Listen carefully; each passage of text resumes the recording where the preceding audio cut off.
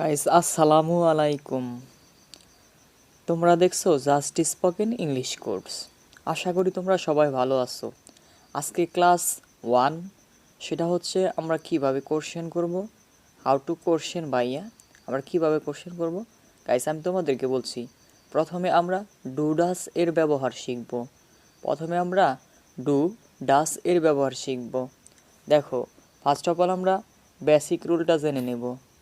এটাকে আমি বেসিক রুলই বলবো, কারণ তুমি যতগুলা তুমি যতগুলা মানে ডব্লিউএস কোশ্চেন মানে কোশ্চেন করতে যাবা, সেক্ষেত্রে তোমাকে ডু ডাস, ডিড, উইল এগুলো তোমাকে ব্যবহার করতেই হবে। সেই কারণেই আমি এগুলাকে বেসিক রুল বলি। তো দেখো, প্রশ্নমূলক বাক্যের মধ্যে সাধারণত জোর না বুঝিয়ে কি কথাটি থাকলে তার অর্থ প্রথমে ডু ডাস লিখে সাবজেক্ট সহ মূল ভার্বের বি অন লিখে বাকি সকল শব্দগুলো লিখে বাক্যের শেষে প্রশ্নমূলক চিহ্ন দিতে হয়। যেমন জোর না বুঝিয়ে ভাইয়া এটা কেমন কথা বললেন, যেমন তুমি কি স্কুলে যাও এরকম। আর যদি বলতাম তুমি কি স্কুলে যাও, কেমন একটা জোর বুঝাইতো না। তো সেটাই আর কি, এখানে জোর বুঝাবে না, বলবে যে মানে একটু মিষ্টি সুরে বলবে তুমি কি স্কুলে যাও, এরকম কথা। স্ট্রাকচারটা দেখো তোমরা, তারও ক্লিয়ার হবে। দেখো স্ট্রাকচারটা, যেমন প্রথমে আমরা লিখব ডু অবলিক ডাস। তো ডু অবলিক ডাস, তো তারপরে আমরা কি লিখব, সাবজেক্ট প্লাস ভার্বের বি অন প্লাস অবজেক্ট বা এক্সটেনশন, যেটাই বলো না কেন। তো দেখো আমরা একটা এক্সাম্পল দেখলে, আমরা দুই একটা এক্সাম্পল দেখলে ক্লিয়ার হয়ে যাব। যেমন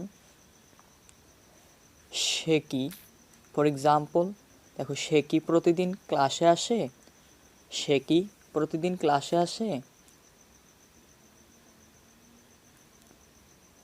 does he come to class, does he come to class, সে কি প্রতিদিন ক্লাসে আসে।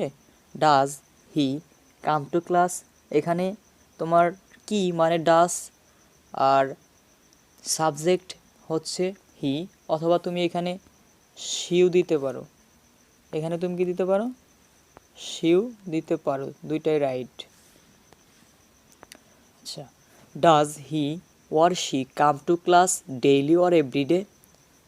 তো তুমি এখানে অ্যান্সার করবা ইয়েস, শুধু জাস্ট তুমি যদি বলো ইয়েস, তাই অ্যান্সার হয়ে গেছে। তো এটার মানে অ্যান্সার করা একদম ইজি, তুমি ইজিলি অ্যান্সার করতে পারবে ইয়েস, সে স্কুলে আসে, তোমাকে ওইটা বলার দরকার নাই। জাস্ট ফার্স্ট অফ অল তুমি ইয়েস দিয়ে বলা শিখো, ওকে। অথবা সেই স্কুলে আসে না, তুমি বুঝাবা নো দিয়া। আশা করি বুঝতে পারছো। তো তোমাকে একটা নোট ফলো করতে হবে। দেখো গাইস, খেয়াল রাখবে, সাবজেক্ট যদি হি, শি, ইট কোনো নাম এক, টি হয়, সেক্ষেত্রে ডাজ ইউজ করবা, আর বাকি ক্ষেত্রে ডু ইউজ করবে, ওকে। আবারও বলছি, সাবজেক্ট যদি হি, শি, ইট কোনো নাম এক এবং টি হয়, সেক্ষেত্রে ডাস ইউজ করবা, আর বাকি সকল ক্ষেত্রে ডু ইউজ করবা। আশা করি তোমরা বুঝতে পারছো। তো একটা এক্সাম্পল দেখো, ফর এক্সাম্পল বি নাম্বারে তোমরা দেখতেছো,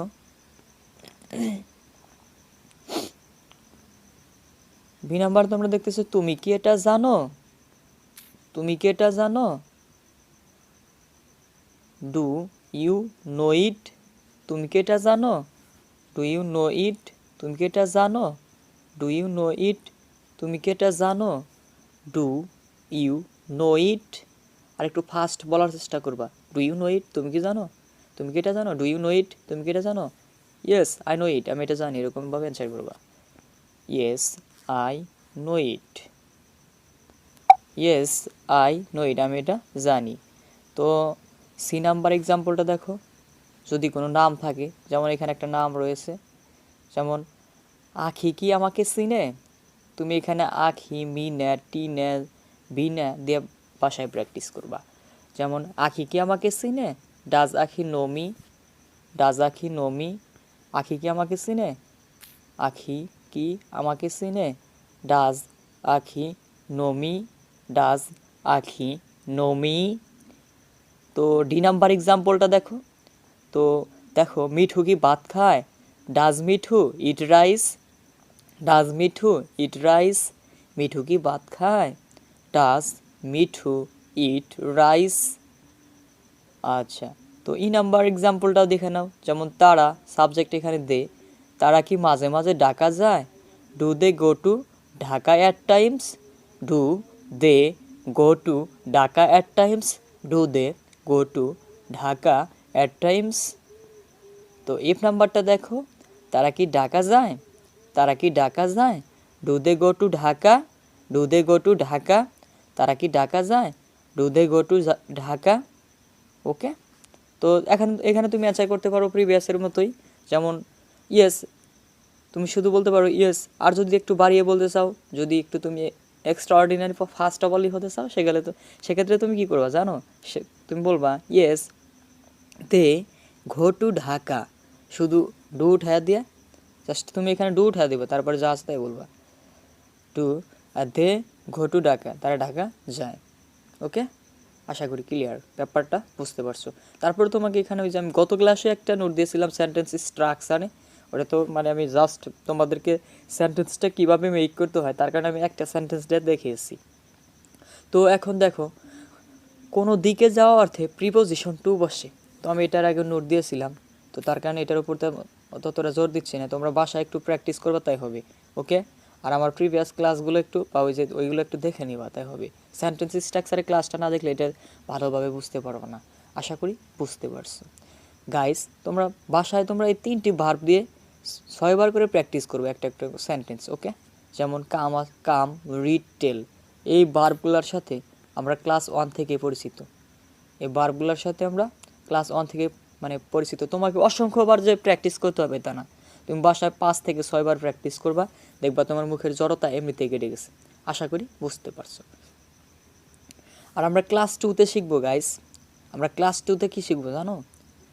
আমরা ক্লাস 2তে শিখবো হলো, তোমরা দেখতে পারবা ডিড এবং উইল দিয়ে আমরা কীভাবে প্রশ্ন করবো ভাইয়া, এরকম হবে ভাইয়া, দেখবা।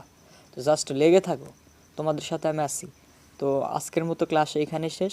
সবাই ভালো থাকো, সুস্থ থাকো, আল্লাহ হাফেজ, আসসালামু আলাইকুম।